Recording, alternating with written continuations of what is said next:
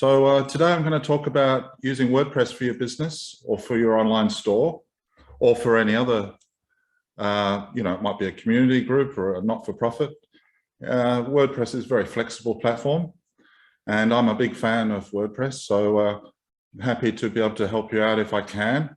If you do have something specific that you might want to talk about or have me answer during this session, please feel free to either talk. I might need to allow you to talk. I'm not sure if you're able to just unmute yourself, or alternatively, just put it into the chat function of Zoom and I'll get onto that and see if I can answer your specific questions. Because, on these sorts of things, you have people of varying levels. Some people haven't quite started yet. Some people have been using their WordPress website for a while. So I have to sort of make sure that I'm addressing everyone's needs here. So if some of it does seem a little bit basic, just bear with me and I'll get into some of the detail as we get through it. So this is what we're talking about today. So I'm going to just briefly describe WordPress and who they are and what they are, because there's different types of WordPress. So I'll briefly touch on that. Also then talk about what it can be used for, because it's, like I said before, very flexible. You can use it for almost any type of online presence. Then what, in my opinion, you need as a business to run your WordPress site. And then we'll talk about some of the features. So the themes, page builders, plugins, using it for e-commerce, the importance of SEO and how you can do that. And then just other functionality you might want to use. So the blogging, of which WordPress is famous for, and just other things that you might use like forms and other plugins that could be useful for you. So we only have an hour, so a lot of information to squeeze into that hour. Hopefully I'll get through it all, but let's see. So firstly, let's talk about WordPress. So WordPress is owned by a company called Automattic. So a little bit like how Facebook is owned by Meta and Google is owned by Alphabet. In this case, WordPress is owned by Automattic. Now, there are two types of WordPress. There's WordPress.com, and you may or may not have visited this site before. It's the sort of like the equivalent to Shopify, if you like. It's a hosted platform. So rather than you go and host it on your own website, web hosting, they host it for you. And there is a free version, but you have ads in exchange for not paying for it. And it's for quite limited functionality, unless you want to pay up to, I think it's about $30+ US a month for what I would consider sort of basic functionality. Unless you're just running a blog, of course, then it might be fine, depending. Now, what most people are talking about when they're talking about WordPress, though, is the open source version of it, the WordPress.org version. Now, WordPress.org is a not-for-profit foundation set up by Automattic, and it allows people to freely develop on that platform. So whether it's themes or plugins, to develop their own apps and functionality for the WordPress platform. So because of that, it is, if you could think of any sort of thing that you would need for your website, there would be some plugin or theme available to address that need. And that has its own pros and cons, and we'll talk about that shortly. So it is free to use, but it's not free unless you can get free web hosting, which, even that would really ring alarm bells in my head. If you were saying I've got free web hosting, well, that would sort of signal to me that they're not doing everything they should be, or you're on a poor performance sort of platform. But anyway, we can talk about that shortly. So you have to host it yourself, and it's completely flexible. So you can add almost any sort of functionality to it, as mentioned already, and I doubled up there on free to use. So let's move on then. So we're generally speaking about, well, we are entirely speaking about the WordPress.org open source version. And I'm just going to show you briefly the different websites here. So this is the WordPress.com website, and you can see different things they have available there, including you can register your domain name there, do your email through there, and a range of other little apps and tools. And superficially, it looks pretty much like the WordPress.org website. You can do the same sorts of things. But like I said, a little bit more limited in functionality. So I'm just going to flick on here. This is just a screen recording I did earlier. So this is WordPress.org. So this is what we're talking about here. And if you haven't ever visited this site, it's worth going to, because there's a lot of information on here. So as it says there, and as I've said before, it's an open source platform. So the themes and the plugins that you find available on here are not always developed by WordPress. They're developed by third-party organizations, but they're certified by WordPress because of their process that they have in place for plugins and theme development. It's also great community support for WordPress. So in most big centers around the world, you can find a WordPress meetup. And if you want to, you can go online. There's plenty of WordPress Facebook groups and that sort of thing, from beginners right through to expert. So very easy just to download WordPress from there and install it yourself on your own website. And as you can see, I'm just going to show you some, oh, well, I'll show you those later, but I'll show you some plugins that you can get from that website as well. So what's WordPress used for? Well, it's used for a range of different platforms, but websites, but you would often see them, if you're looking for any of these sorts of websites out on the internet, you're probably looking at a WordPress website. Business websites, e-commerce websites, blogs, educational websites, anything where you've got lots of content to manage. So, you know, WordPress is a content management system, and I'll touch on that briefly in a second. So it powers 41% of the top million websites and 28% of the top million e-commerce websites. So it's a heavily utilized platform.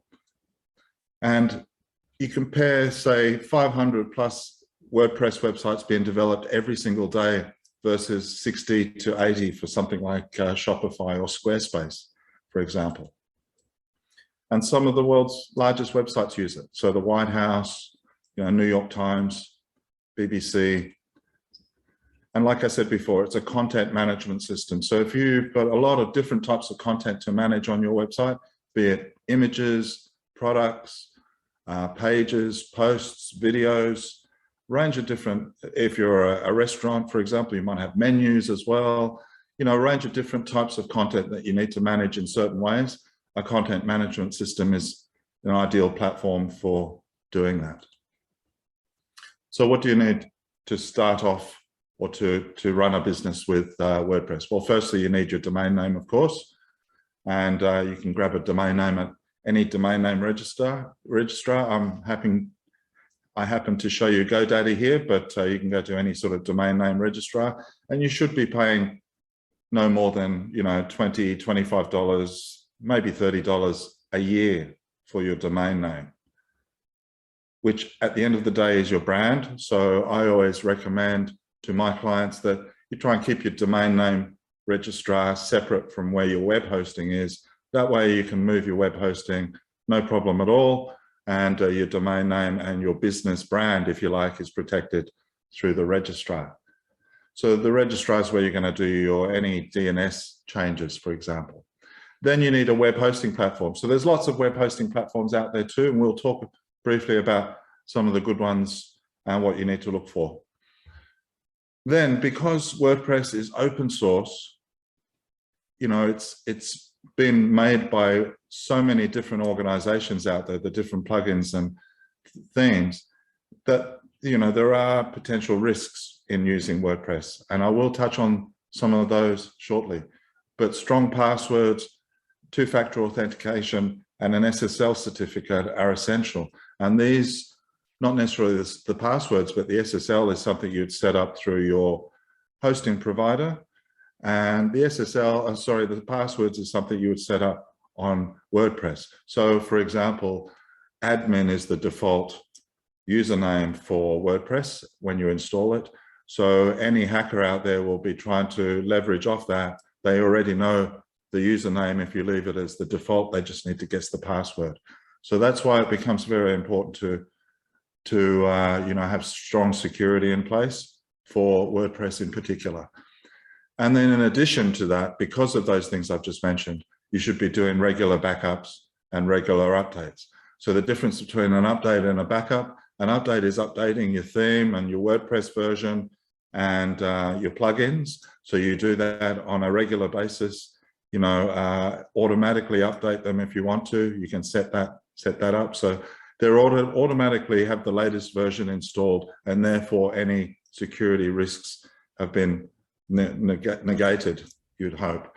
Now, the second thing to do is to do backups. So a backup would be where you're storing a version of your website somewhere, whether it's somewhere on your server or in a backup location. So those are things you should also have in place. Then, of course, there's the theme. So WordPress is a theme-based system. You need a theme to sit on top of the core WordPress itself. And the theme, really what it does is you might think it gives you the look and feel of your website, which it does, but you can change that very easily. But it's really giving you the structure, how your site is structured. And some themes, depending on them, will give you certain features over and above other themes. So the one I'm showing you here is Astra, for example. And I'll talk more about Astra very shortly. Now, some of these themes with WordPress come with page builders. Now, page builders are just, if you like, an additional plugin that you use to enable you to build the website. So rather than do any coding, you can just drag and drop certain components in place. So there are a number of different page builders. There's Elementor, there's Divi, there's Beaver Builder, and there's also one built into WordPress itself. So page builders, if you're not, particularly good at coding, for example, then page builders are the way to go. And, if you go with Beaver Builder or Elementor, these are free. Divi is built into the Divi theme. So we'll also talk a little bit more about those. And then on top of all of this, you need plugins. Now, it's not necessarily so that you'll need plugins, but plugins add, functionality that you may or may not have and you may need. So there's a lot of different plugins available via the plugin menu on your dash or via the WordPress.org website. Now, let's just talk briefly about hosting, because it is important. It's one of the most important decisions you're going to make, and you should make sure that it's not just based on price. So there's a number of factors you need to take into account. So the first one is performance. Not necessarily in priority here, but just one of the things you need to take into account is performance. The performance of your site. So for example, whether it's shared hosting versus cloud hosting versus VPS server, there's all different options for you. If you're starting off, you're probably going to start off with, say, cloud hosting or shared hosting. As the name implies, you're sharing it with other websites that can impact on your performance.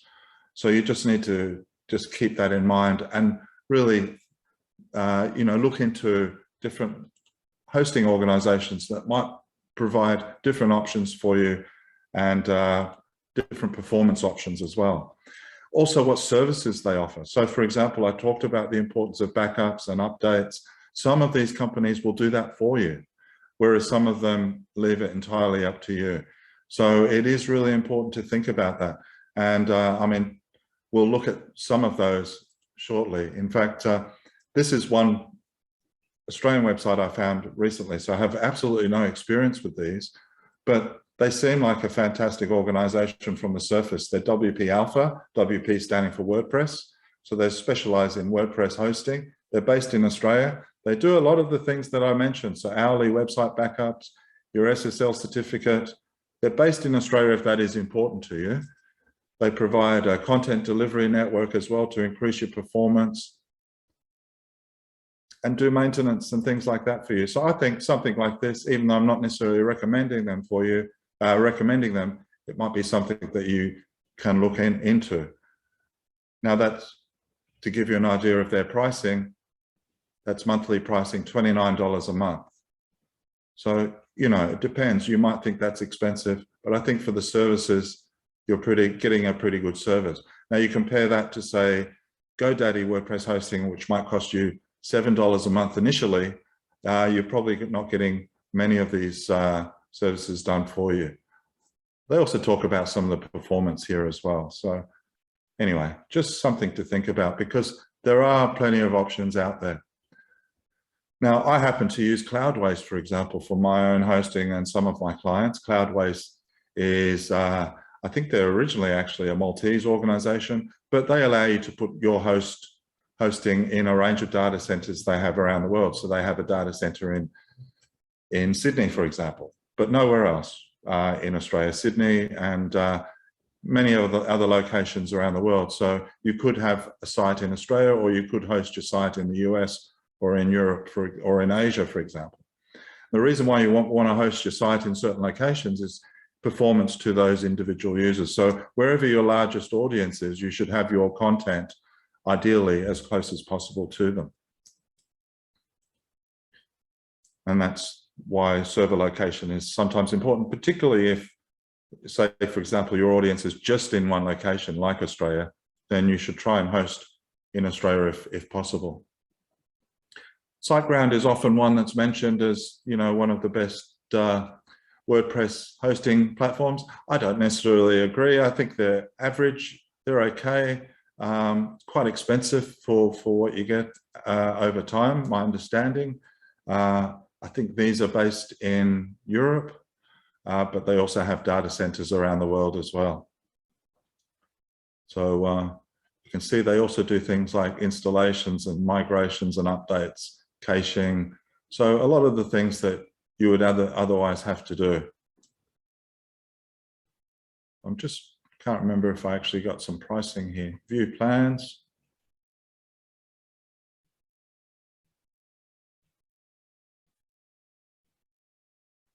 Just going to move this on a bit here. So there you can see. So it's $5.99 a month, discounted from $20 a month. I think that would be US dollars. I could be wrong. So, you know, you have to also be aware of what the final monthly cost is. Might be a special offer for 1 month, and then every other month it's $20 a month. So, or data center in Australia too. So that might be in Australian dollars. So just always read the fine print is all I'm saying, and consider the different options available. Now, at the other end of the scale would be someone like WP Engine, and they're like the Rolls-Royce, if you like, of WordPress hosting. So I'm just going to briefly show, they basically do everything for you. Very high-end hosting solution. Focus on WordPress specifically, but more in the high end, and likewise with the pricing as well.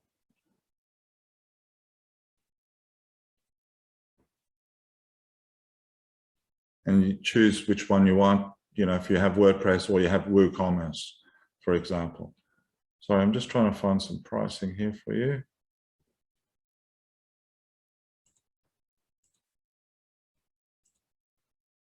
So 34 Australian dollars, 34.50. So not too bad, I guess. But that gives you the upper and lower limits, if you like, of the different options out there. But keeping in mind, some will do things for you, and some will leave it up to you to do. The other final thing to consider is the email hosting. So depending on how you have your email set up, if you're through Google, or if you have it set up, hosted through your hosting provider, whether you're using your own custom domain for that, and you just need to include that. And they all do it in different ways. Okay, so let's talk about some plugins briefly. So plugins are a great way to extend the functionality of your site, like I said. So one of the good ways the best ways to see what's available is to visit the WordPress.org website. But you can use them for any sort of functionality, whether it's to increase the security of your site, to do the SEO on your site, or to add e-commerce functionality to your site. That's where you need plugins. So let's have a quick look at this. So you can just search for a particular topic, or just go for a scroll down. There are all different categories there, featured ones, beta ones that are just been trialed. Popular plugins are probably the best ones to look at. So let's have a look there, and I'll just show you some of the best ones. So the first one there is Yoast SEO. If you need to do your SEO for WordPress, then I recommend using this. Just a rule of thumb, I'm just going to pause this for a second. So always when you are installing a plugin, you look at how many stars the plugin has and how many installations it has. If it's got 5 million active installations and it has 27,000 reviews, of which they're all 5-star virtually, you really can't go wrong. So that's really what you need to look for. Nothing less than 4 stars and, you know, tens of thousands of installations. If there's 2 installations and 1 review for 5 stars, then you want to just be sure that you leave that for the time being. So that's just a rule of thumb. Always look for popular ones that have lots of installations. So Yoast is the best one for doing your SEO, for example. An Elementor website builder is a great page builder. If your theme is Elementor compatible, then it's a great thing to use. Woocommerce, if you want to add e-commerce functionality to your website. 5 million plus installations. For security, WordFence is a fantastic plugin. It does most things. I use another plugin usually, but it's also a good one to use. And for forms, WP forms, there's a bunch of different forms available that you can easily use to do what you want to. If you want to do a backup, there's a range of different backup plugins. For Google Analytics, if you want it, for example, displayed on your dashboard within WordPress, then there's a great sort of plugin there to do that. Now, I was going to show you one there just on caching, but I'm just going to go to the next slide here. So this is the dashboard. You'd be familiar with this if you use a WordPress site. So this is the admin dashboard, and we're just going to have a look at some of the features on here, and then we'll go to plugins while we're there. So if you're not familiar with it, I'll just quickly show you. So all the various plugins or features are displayed there.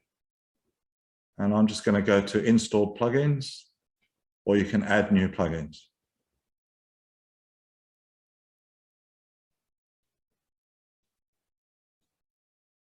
And you can either upload one or you can install one directly here. So as you can see, there's a range of different plugins. I could have sorted them by popularity, for example, or whether they're recommended, or you can actually search specifically for a plugin. So I'm just going to go back to popular like we were looking at before, but now I'm looking at it rather than from WordPress, I'm looking at it from the back end of my website. And you can see Yoast is active. You can install or activate ones if they are already installed. So I've got Elementor active on this particular site, an SSL one, Woocommerce. I could install the forms one, like I said. I'm just going to show you how you do it. So you just click on install if you haven't done this before, and it'll go away and install something for you. So this is a duplicate post. So if I want to, rather than redo a whole page again, if I just want to change one that's already existing, I can duplicate that. Or it could be a product, or it could even be a blog post, for example. And then it's just a matter of activating that, and then it would be made available for you. So normally it's really visible. I actually have a little bit of difficulty finding it here, but I'm also showing you some things that are available on, just within the menu. Lots of different functions and features that you can access through the back end of the dashboard. Now, right down the bottom there, you can see I just went past SEO. So I would assume it's there because it was a Yoast SEO feature, but it's actually not. And it's actually just in settings here. So there's duplicate posts. So that's how you install a plugin on your website. Now, briefly, let's just touch on security because it is a super important issue. And I just want to sort of illustrate that by showing you some statistics. There's 90,000 attacks on WordPress websites every single minute. And 52% of these, of the vulnerabilities these guys are attacking or looking for are within plugins. So that's why it's important that if you do add a plugin, that you always keep it up to date. You limit the number that you have, but get it from a reputable source like the ones I just showed you there. Now, this isn't unique to WordPress, by the way, but WordPress is maybe more susceptible because of a few of those things, like I said, like it's open source, you're hosting it on a website platform outside. You know, Shopify has an amazing range of security features built in, for example, to your website, whereas WordPress, you're hosting it on somewhere else on another platform. So just need to be aware of it. Nothing to be overly concerned about if you do the right things. So this is where WordPress sites are hacked mostly. So plugins are the most common sort of hack. Brute force. So that's where you get multiple people trying to access, log into your site over and over and over until they actually find the username and password. Something to do with the core features of WordPress, the theme itself, hosting. So, you know, if you're keeping your site up to date and you're hosting on a good platform, you're covering most bases, really. But you just need to be sure of things like your passwords, not using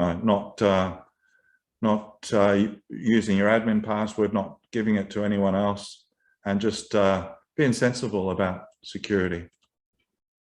So here's just some quick bullet points just to finalize that point. So security, there's a range of different aspects you need to think about. Hosting is the first one, and just make sure you're using a secure hosting, reputable hosting company, and enforce strong passwords. So you can do that. For example, one easy way for yourselves to do that would be through one of those security plugins I mentioned already. So they allow you to set certain things, including, for example, strong passwords.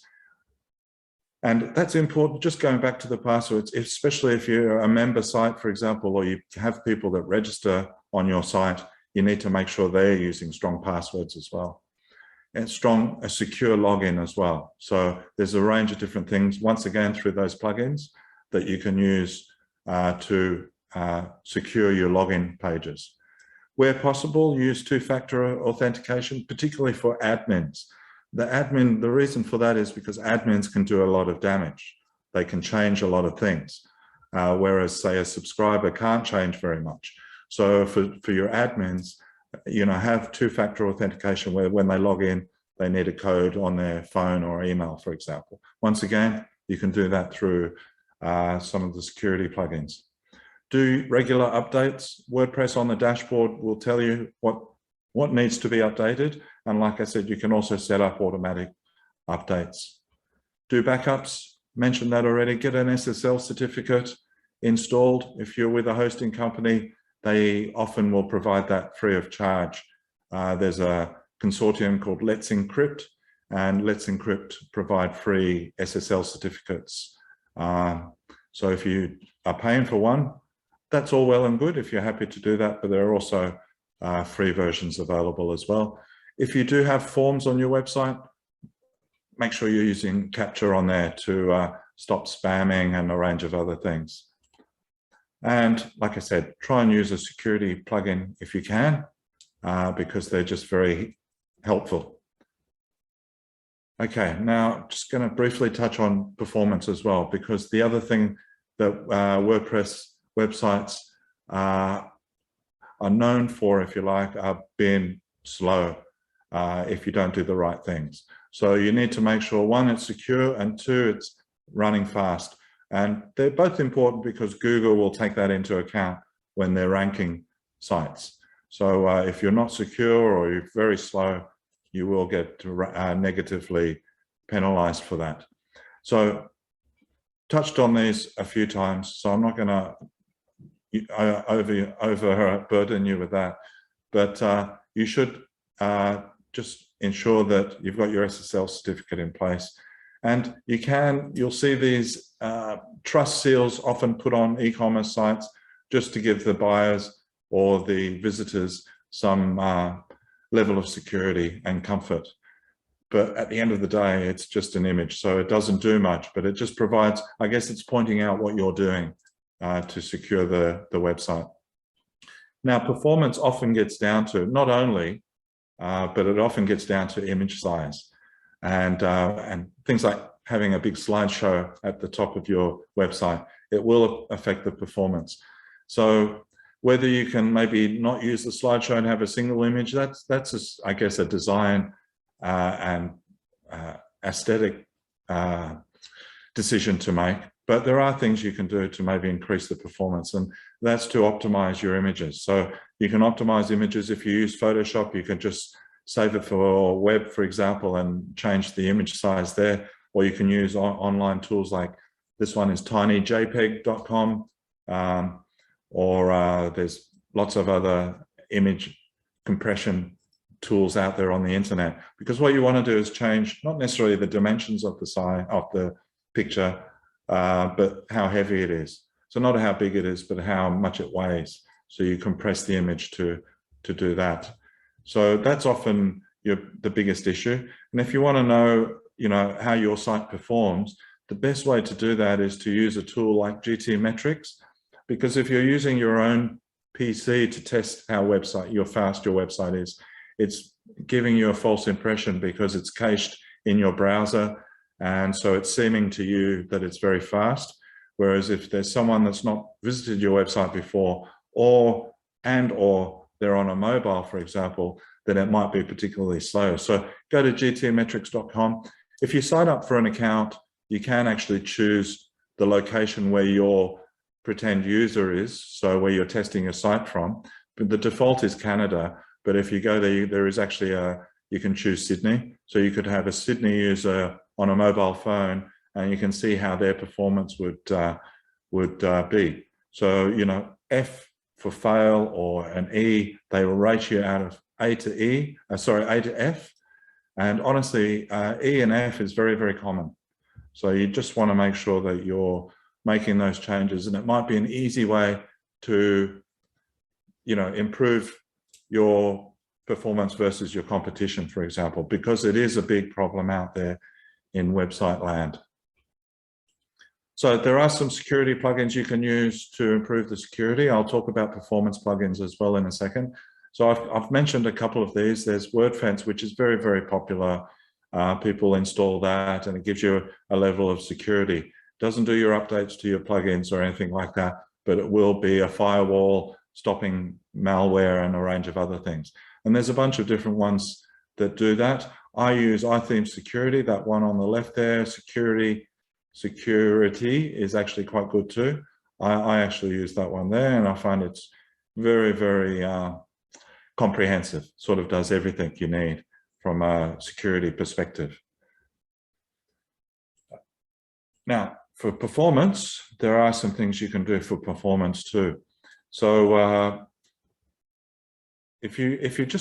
I've searched for cache. So you can install a caching plugin on your website, and it will improve certain aspects of the performance of your website. And there's a lot of different ones you can install. Once again, most of these are quite commonly used. So I would just go for one that's got a lot of installations. Lightspeed Cache is quite a new caching plugin. You would download it from here and then upload it to your site, or alternatively just go to your website and do it from the plugins menu on your admin dashboard.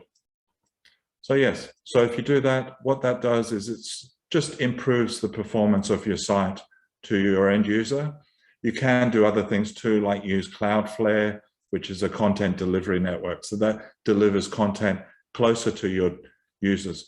That's particularly useful if you have users all around the world and you need to get content to them closer to where they are. So it might be video content or just your product images. So rather than coming from your server, it would potentially come from a Cloudflare server in closer to where they are. It might be in Asia or North America or South America, for example. Okay. So, any questions so far? Please, if you do, please just throw one in there into the chat section. Or like I said, if you do want me to answer something specific, please just let me know. Okay, so now we're going to look at themes and page builders. I'm sort of including them as one thing because I think page builders are particularly useful if you're new to all of this. You know, you want your website to look a certain way, but you just don't have the skills maybe to do that. So, you know, page builders are a great way to do that because they're built by web designers essentially. So you've got the skills of the website designer, but just easy drag and drop. Problem is it needs to match with the theme that you're using. It's not a big problem, but you just need to make sure if you're using a particular page builder or vice versa, particular theme, you need to get the page builder for that and vice versa, like I say. So the theme, like I said, it provides the website structure and there are different types of themes. So there's generic sort of themes. There's some of them are sort of designed to be specific to certain industries, even though underlying the actual theme, it is just the same as the generic theme. But there are also themes that are what you might call all-in-one. So Divi is one of those, for example, very popular, and they have pre-built websites that you can just install. So if you're a florist, there's a florist website there, you install that, and then you just change it to suit your particular brand. So your images and your colors and your logos, and you could have a website within a day in theory. So those are quite useful, but a lot of the page builders also have those pre-built sections in them. So themes, there are anything you get off the WordPress website I've shown you, they're all free, but you can also go to other locations to get premium WordPress themes or premium, like Divi, for example, or premium WordPress plugins. And there's a range of different locations you can go to get those. So for example, Envato, this is actually an Australian organization, and they sell a lot of website themes and plugins, not just for WordPress, but it's a great way to find something that might be suitable for you. Okay, so just seeing if I've got something I can show you here. You can see themes, e-commerce themes, and site templates. So if you want a little bit more than what's available under the free themes, then you might come here. So these are where some of the top selling themes are found. And you can see get a rough idea of the pricing there as well. So they're not overly expensive, but some of them are a bit bloated, if you like, because they've got hundreds and hundreds of demos sort of built into them, but they're really brilliant. And, you know, same sort of rule applies in terms of the reviews. You'll find the reviews on here are pretty honest. So there's a range of different themes to build something that might have additional features and functionality. So that might be built-in plugins. Some of these have translations built into them as well. So these are now just, if you did decide, for example, that you're going to use Elementor, there's a range of Elementor websites here, you know, $24, $29. So these are sort of pre-built websites that use the Elementor page builder. So you can sort of change it however you want, but the rough format of the site is already there for you. And then there's a range of e-commerce sort of websites and plugins as well. So all different plugins available. Mostly though, you'll find in terms of plugins, most of the ones that are free on the WordPress website or through your dashboard are going to suit you fine. Will do most of the job for you.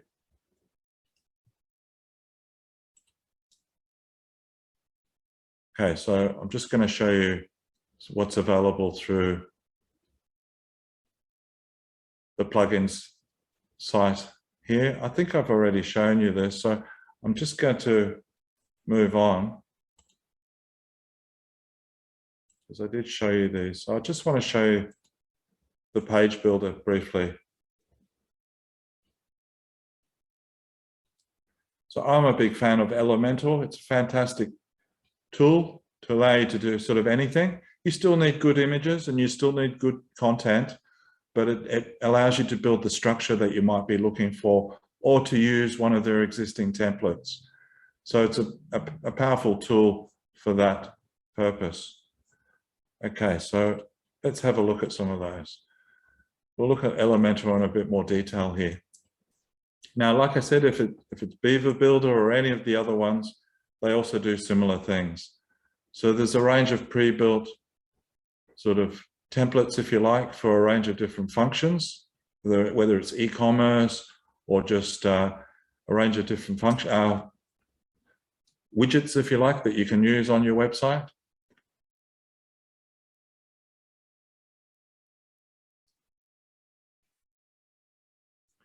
So this is free. So you can use this straight away for free. And you'd only have to pay if you wanted to use the Pro version. And the Pro version doesn't really give you very much more as a small business than I think you would need. So here's an example of how you would use Elementor. So as you can see, all the content on there, if you hover over it, it goes into edit mode. So you can edit anything that you click on. And then you can just drag any of the elements across. So there's some basic elements, some more pro elements there. You can do reviews, image boxes, range of different functions, standard HTML code, range of specialist features. Do a special checkout page, for example, if you wanted to do that. So virtually anything you want, you can just drag and drop onto your page, depending on what you're trying to do.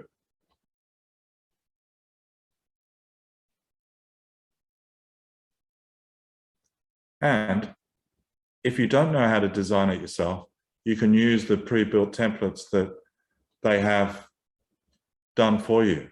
So whether it's a page or a footer or a blog post or the way your product's laid out, you can do this all through Elementor. So just adding one here just to show you how it's done. So they have a pre-built library of different blocks. So a block could be, for example, a contact us form, for example, or a range of different types of blocks. I just want to show you the page forms here. So you can see all different types of pages, whether it's a services page or an about us page, a contact us page, and for all different types of industries. So it might be relevant to you. Now, all you would need to do there is change the content, the branding. So whether it's the titles and descriptions, the colors, the fonts, and the images. And you've got a ready to go website. So very, very easy to customize to suit your particular business.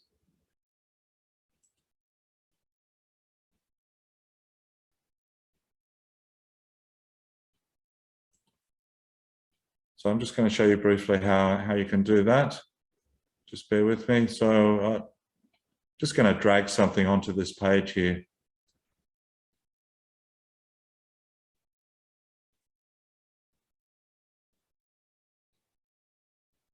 So let's say I want to put a heading in there, just drag the heading to where I want, put it in there,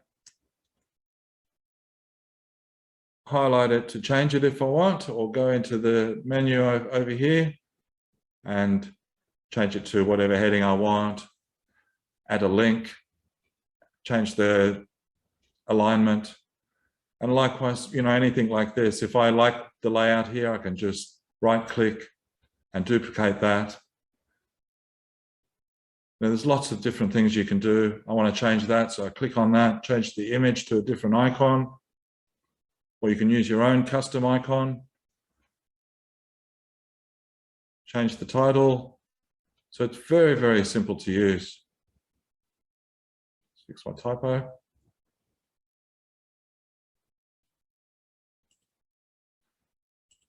So yes, a big fan of Elementor or any sort of page builder. Okay, now I'm just going to get away from page builders now and just briefly talk about e-commerce. So there are a range of ways you can do e-commerce on WordPress. It doesn't have to be WooCommerce, but WooCommerce is the WordPress in-house version. It used to be a separate business, and Automatic, the company that owns WordPress, bought them a few years ago. WooCommerce is actually from South Africa originally, from Cape Town. And it is a fantastic platform, in my opinion. I think it's a great, very flexible tool to use for virtually any type of product. And what I mean by that is whether it's virtual product, a downloadable product or a physical product, or whether it's retail or wholesale, there's a range of different products that it's suitable for. So, if you ever get the chance, visit the WooCommerce website, and it really does allow you to build any type of WooCommerce website. Some of the other platforms out there are quite inflexible in the way that you can customize it, or you need very specific coding experience. In WooCommerce, from WooCommerce's perspective, it's endlessly flexible and can support from very small number of single products, for example, right through to thousands and thousands of different products. So I would recommend, if you get the chance, maybe to visit the WooCommerce site.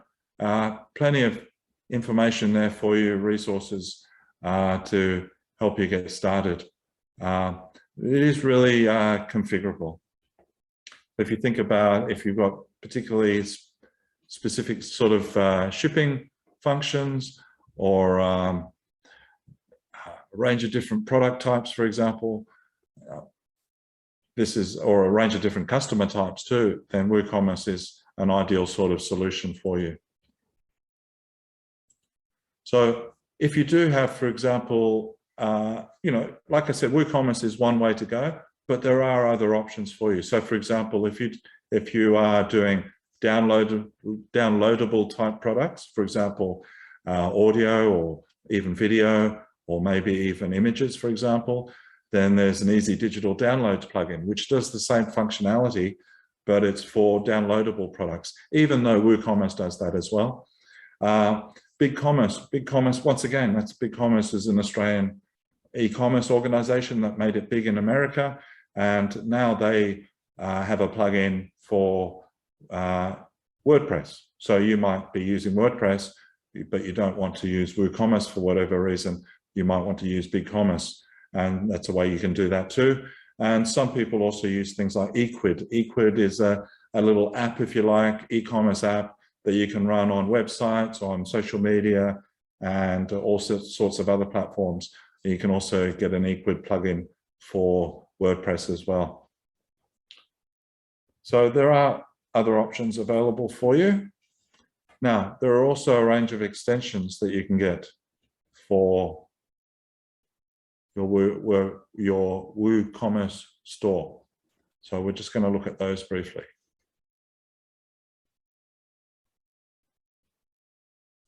So there's Woocommerce Payments, for example. Woocommerce Payments is new, and it allows you to, it's an alternative to, say, PayPal. So you can accept credit cards and without having to use PayPal, for example. I still recommend using PayPal. There are a range of other plugins that they sort of offer for free, or sort of bundled, but I don't necessarily always recommend them, like the ones up above. But if you have, I'm just going to pause it there for a second.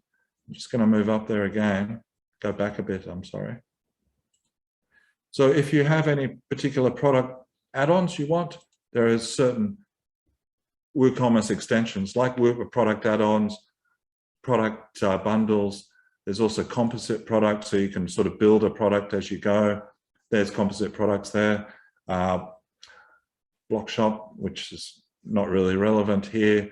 So these do cost extra over and above the standard WooCommerce feature, but you can see the yearly price it's not significant. And there's a range of other things like smart coupons. You can automate things with Automate Woo and have gift cards. So there's a lot of extensions that I would recommend if you get the chance to go to the WooCommerce website and check out the extensions there.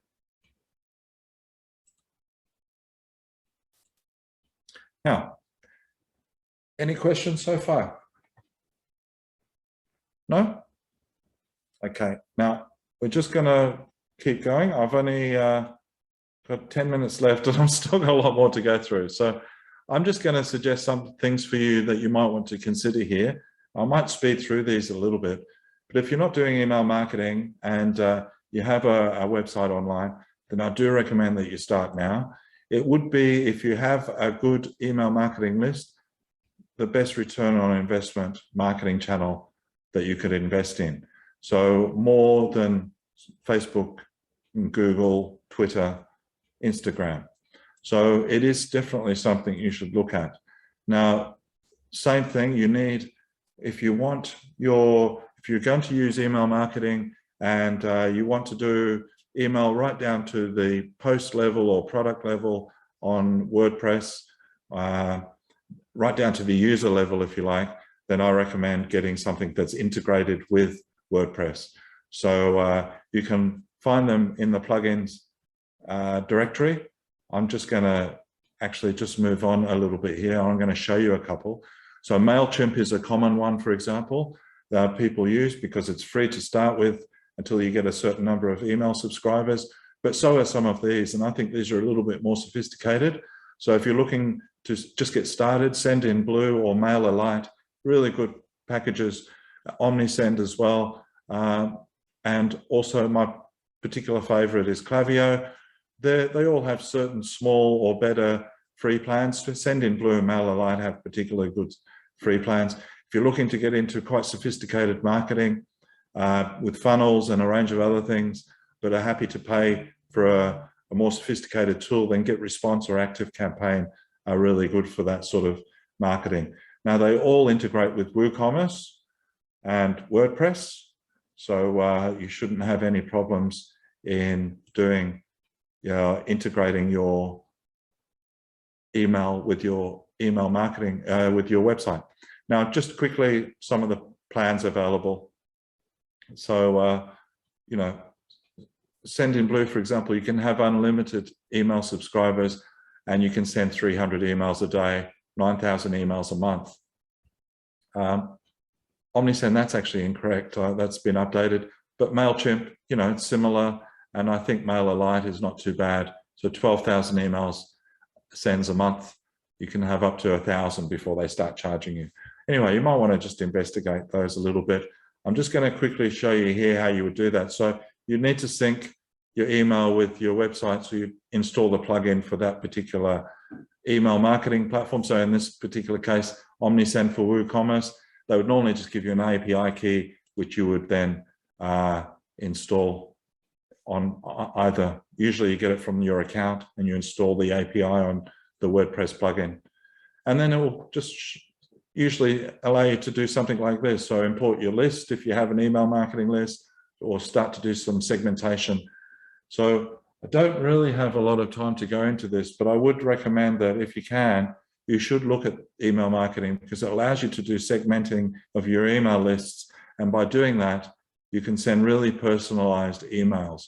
So a lot of these email marketing platforms now allow you to, and I'm just going to show you here, set up certain segments. So in this particular test here, I'm saying I'm going to set up a group of an email list of people that in this case have done something, which is to buy a certain product. So it allows me to then send those people very specific emails about that particular product, or alternatively about a product they might look at buying that's like a cross-sell or an upsell.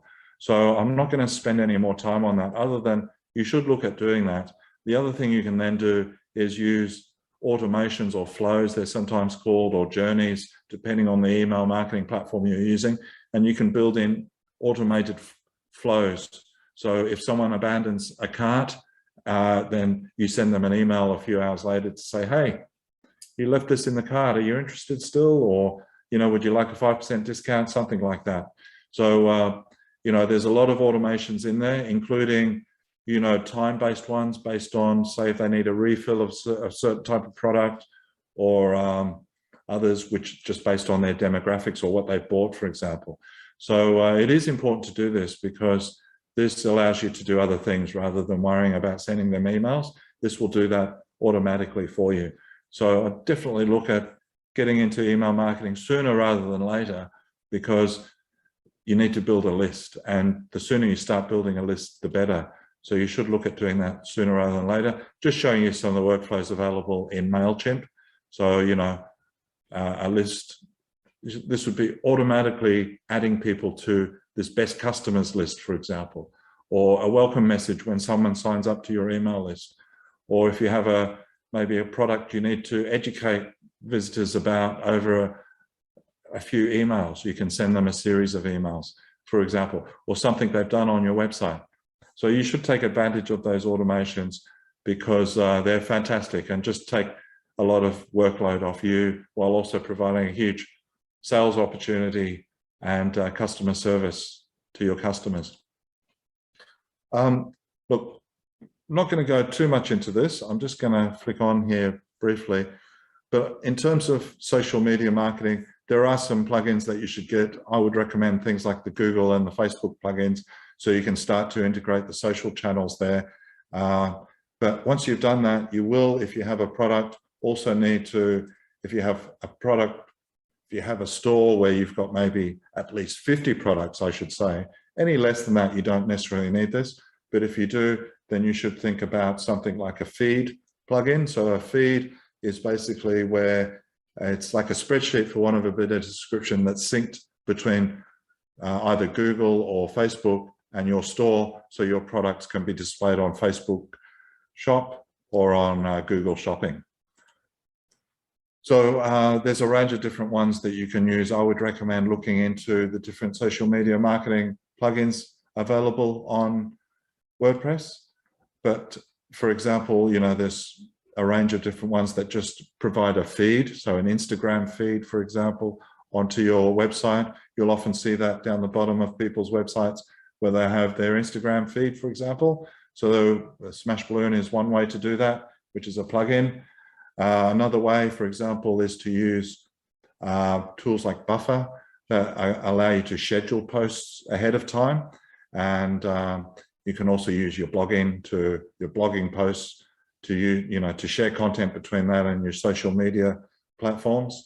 Buffer has a free plan, I think, for up to 3 social media profiles. So, Facebook, Google, and, one other one, for example, Twitter, because I think Facebook and I think Facebook and Instagram would be 2. So 3 plans would be free. So yeah, have a look at Buffer. Now, I'll just very briefly, I'm just going to talk about some of the free plugins for SEO. I'm just going to flick to the bottom here. There are a lot of different plugins available, but I would recommend installing Yoast. Yoast is the most commonly, sorry, I've just did that myself. I'm just going to go back there. Yoast is the most common SEO plugin used. It also forces you to be disciplined when you do your SEO. It has a traffic light system, so you've got to get a green light before you've done everything. So it sort of forces you to do everything the right way. So I would recommend using Yoast to do, all of your SEO for you. You still need to do the content, but it will tell you when you've done it sufficiently enough. I'm going to just quickly touch on this. So when you do your SEO, use your SEO plugin to do it, but it's going to ask you things like this. So you need to really focus on, I think, if anything out of this, focus on keywords for each of your pages and your products, your posts, for example. And that keyword is the key to getting a green light, if you like, when you're using the Yoast plugin.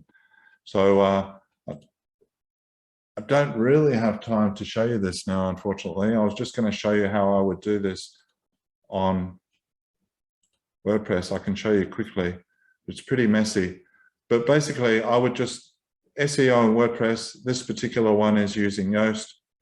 It's about thinking of a keyword. So products are easy because you've already got sort of part of the keyword, but I'm going to cut to the chase here because at the end of the day, I put a very long keyword in here and it was having problems getting a green light from Yoast. So for the, as you can see, men's single-breasted windproof trench coat instead of just trench coat. Now, in the end, I actually changed that to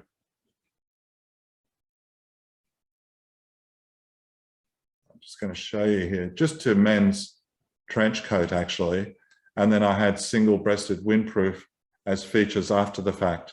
But anyway, rather than go into the whole scenario here, with SEO, it's about using a keyword in your title, in your image descriptions, and having a decent description of your products so that you can, you know, speak in natural conversational language, but also tell Google, give Google an impression about what your website or your product is about.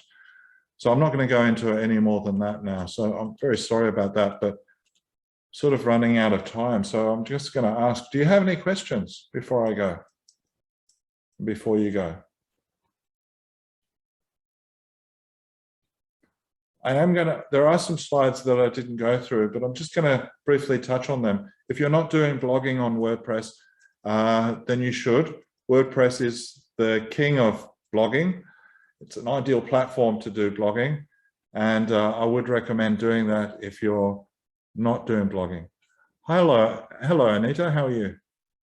Now, do you have a question?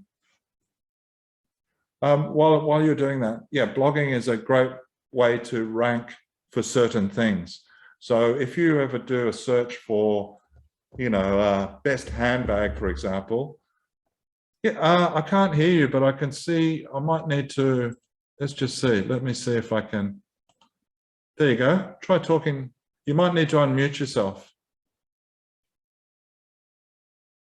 Hello. Hello, Anita. Yes.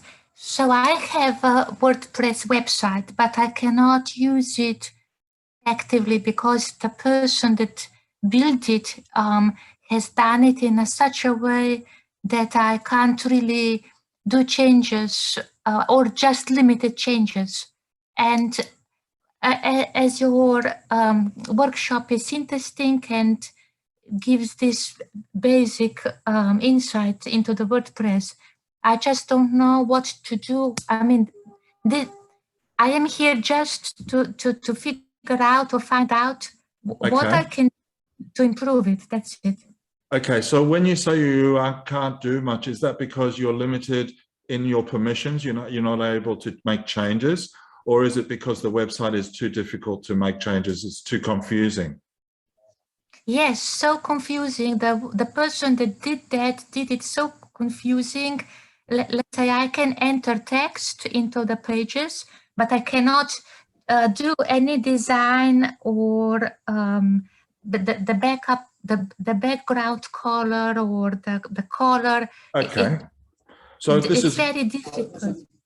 I would suggest, Anita, my suggestion here would be, I don't know what theme you're using. Do you know what theme you're using? No. Okay, so to find out what theme you're using, you go to Appearance in the dashboard. About theme, this is tourism. What's that, sorry? It's what you mean. It's a tourism. Tourism? Tourism. Yes, this is the theme. Okay, so this is where, you know, I talked about the page builder. If you use a page builder, so almost the best theme available out there is one called Astra, and Astra is free on WordPress. So you would download that and download a page builder so you can drag and drop and do your design, do the background colors, and use those as in replacement. Is there a lot of work that's been done? Yes, a lot of work. And when I was talking with Digital Solutions with Rianne in Brisbane, she said I should listen your workshop, which I'm listening, but I don't know how I can implement what you are saying into my website. I'm just really confused. Yes, it needs someone like me to either sit down or to do a screen share with you. Yes. So, I mean, I'm happy to do that now. I'm hoping there's no one else that's going to go on this call after me, but I'm happy to do a screen share. If you want to share your website with me, I'm not sure if you'd be able to. You'd need to, you see at the Zoom controls, there's a share feature, but it might be a bit too much for you, I think. I can type it in here, but I don't know if this is to do with other listeners.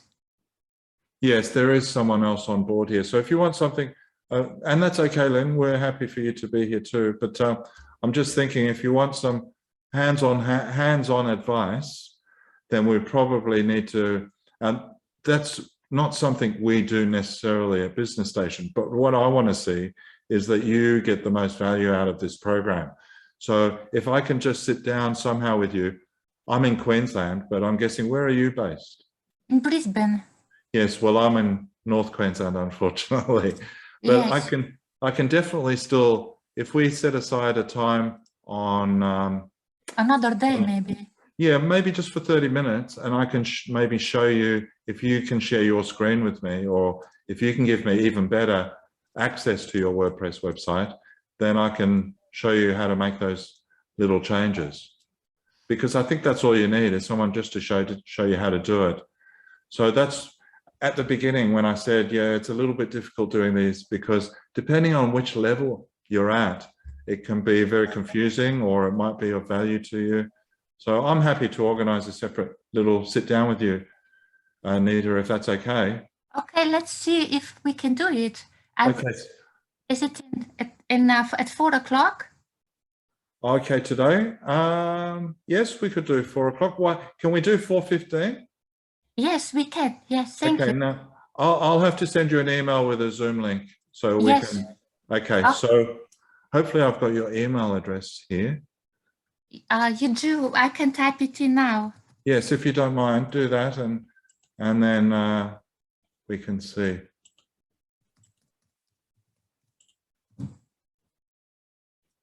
Okay, thank you for that. I'll just copy that.